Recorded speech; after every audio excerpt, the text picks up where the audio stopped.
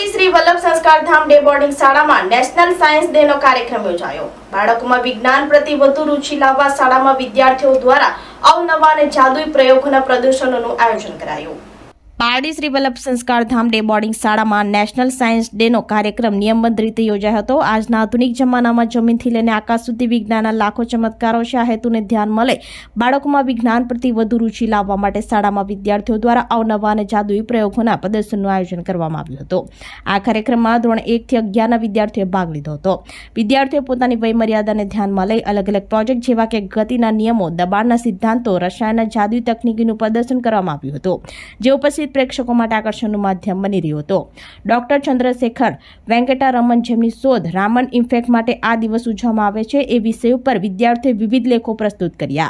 શાળાના આચાર્ય દેવેન્દ્રસિંહ દ્વારા વિદ્યાર્થીઓને આજના આધુનિક જમાનામાં તેમજ વિકસિત ભારત માટે સ્વદેશી ટેકનોલોજીના યુગમાં વિજ્ઞાનનો ફાળો તેમજ તેની ઉપયોગિતા વિશે જણાવી બાળકોના જ્ઞાનમાં વધારો કર્યો અને સૌને નેશનલ સાયન્સ ડેની શુભેચ્છાઓ પાઠવી કાર્યક્રમને પૂર્ણવિરામ મૂકવામાં આવ્યું હતું।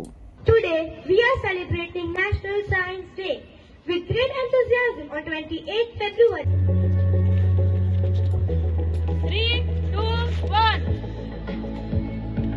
Its large area, thus its speed decreases and it falls down at a slower rate. Throwing your orange in your water.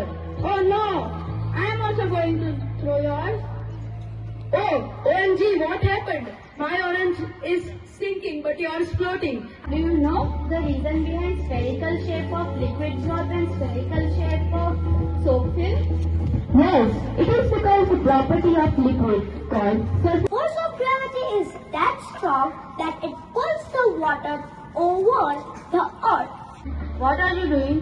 I am playing with a tube filled with liquid.